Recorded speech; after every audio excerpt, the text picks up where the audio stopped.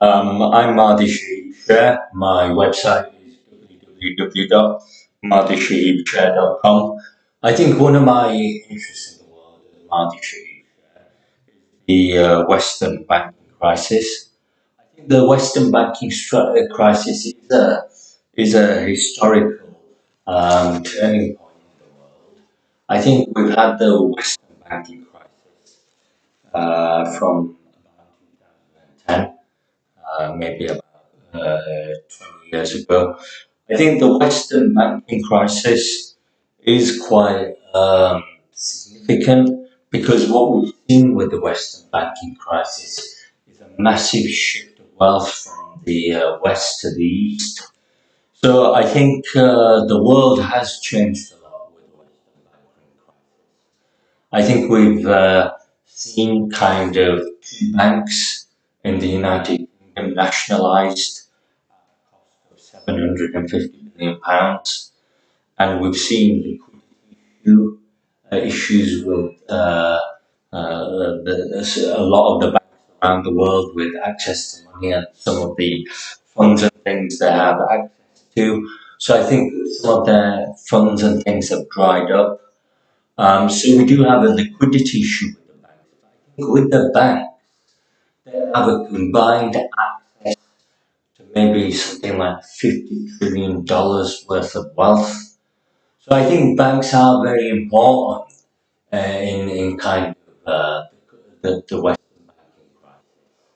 I think because they have such huge access to wealth, they have access to over $50 trillion and more. And because they have issues like liquidity problems where the finances dry up and they're not as liquid anymore, they're kind of just dry banks rather than flowing full of cash. And because their kind of cash reserves are because their cash is depleted, I think because their cash reserves are depleted as well, and because they're no longer healthy banks, they're kind of poor starved banks, then there is a condition of damage with these banks. I think banks are naturally supposed to be quite comfortable and quite big. But I think starved and dry, then that kind of creates a whole issue of problems within the economy. I think if banks dry up, then the economy dries up. So I think that with the Western banking crisis at around about 2010, um, I think we've kind of seen all the wealth of Western banks and Western nations kind of somehow disappear. But I think the more accurate description of what's taken place or the phenomena involved is maybe a theft of money. I think what's actually occurred is not so much a liquidity problem with banks, but maybe a theft of money from banks.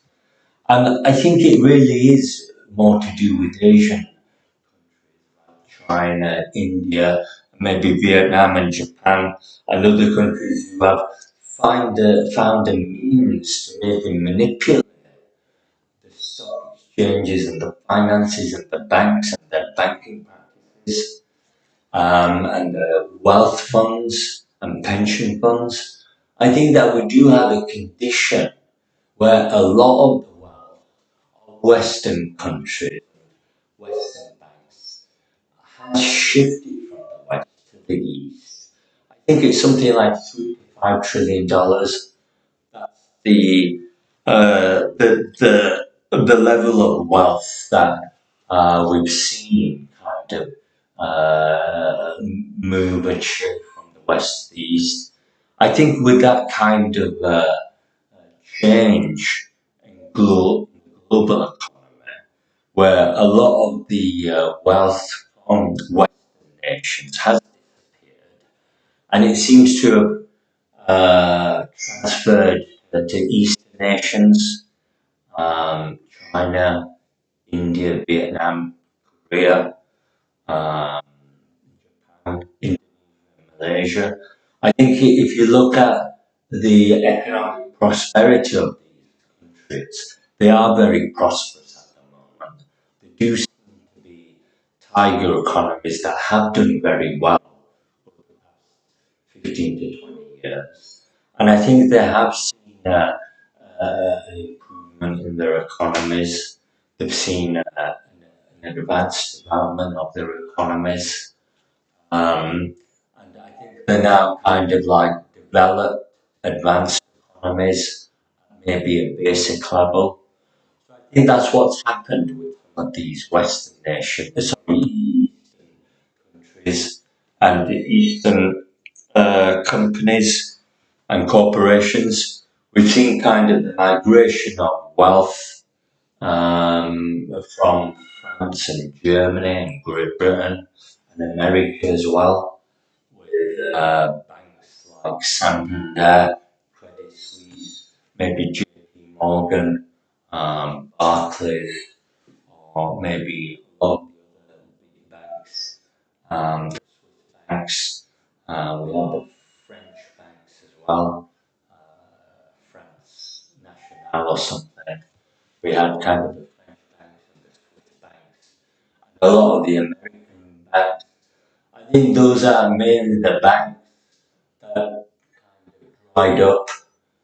A lot of the wealth that was in those moved to the in countries like Japan, India, and China, who have kind of done very well in developing their economy.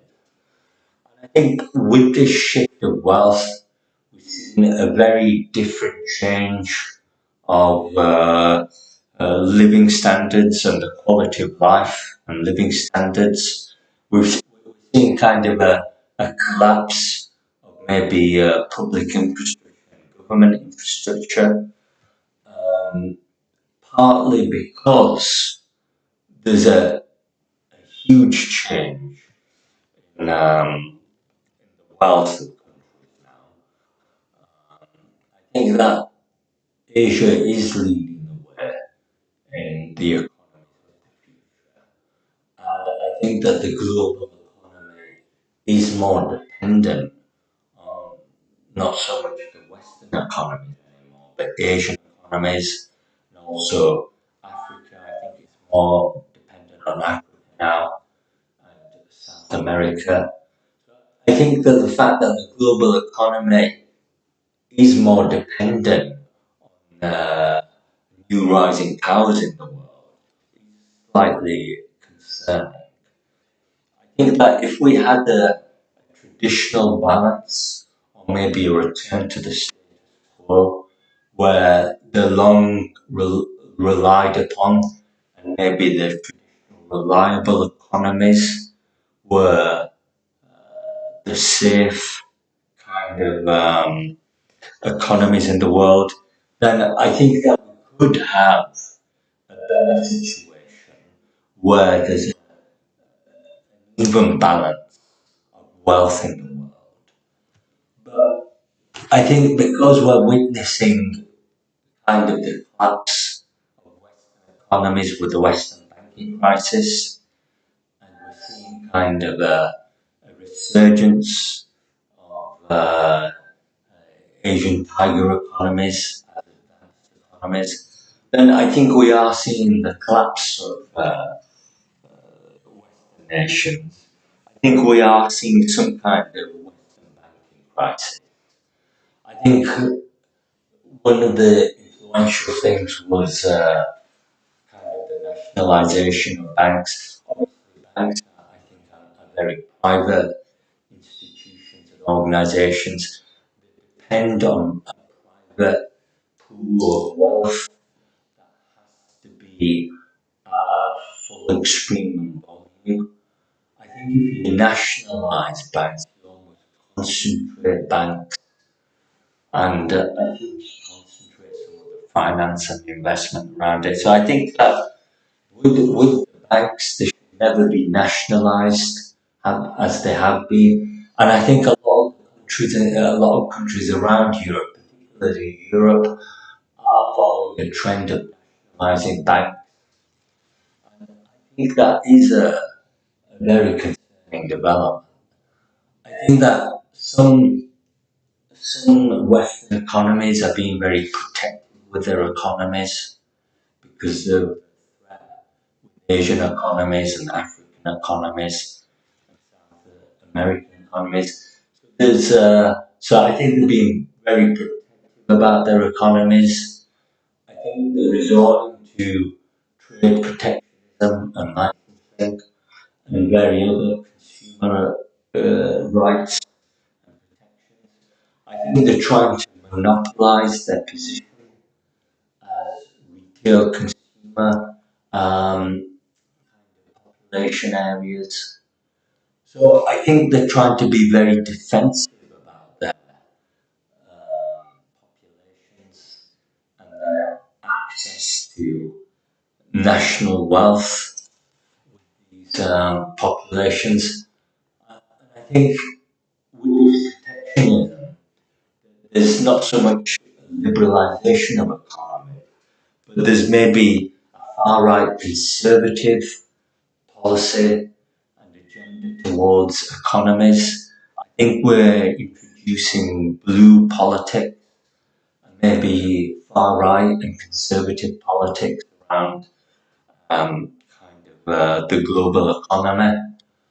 And I think if the Western nations are very prosperous with their trade, I think that they shouldn't have to resort to protectionism. I think they can be more relaxed, nervous. I think they could perhaps introduce maybe local services and goods and manufacturing and processes with other countries that are doing well as well. They might not need to safeguard their own economic um, fragility or precariousness. I think if we do have tiger economies in Asia that are doing very well, if China is growing at 6% GDP, Vietnam is doing maybe 5%, or India is doing 4%, and Japan is maybe doing 3%, and Western nations are maybe only managing 1.5%, then maybe there is a shift of wealth and a difference between the wealth of nations is an important consideration. But I think all countries have a right to wealth,